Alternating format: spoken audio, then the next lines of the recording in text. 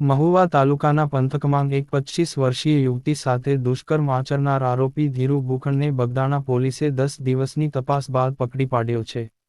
આરોપી ધીરુ ભૂખણ અમરેલી જિલ્લાના ખાંભા તાલુકાના ગીર પીપળવા ગામનો રહેવાસી છે.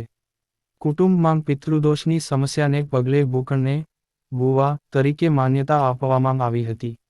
આ માન્યતા મેળવી તે યુવતીના પરિવારના સંપર્કમાં આવ્યો હતો. આરોપ અનુસાર તેણે યુવતીને ઘરમાં પુરાઈ રાખી બળજબરીપૂર્વક દુષ્કર્મ આચર્યું, જેના કારણે યુવતી 7 માસે ગર્ભવતી પણ થઈ.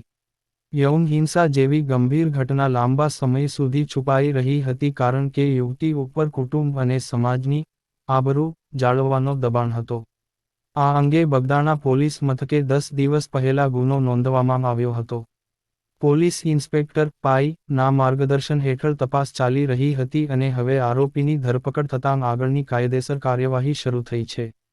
સામાજિક પ્રશ્નો. આ ઘટના પુષ્ટિ કરે છે કે અંધશ્રદ્ધા અને પિતૃદોષ જેવી માન્યતાઓ આજની દિનચર્યામાં હજુ પણ કેટલાય પરિવારોમાં જીવી રહી છે અને કેટલીકવાર તે એવી વ્યક્તિઓને જરૂર કરતાં વધારે સત્તા આપી દે છે, જેનો દુરુપયોગ થઈ શકે છે.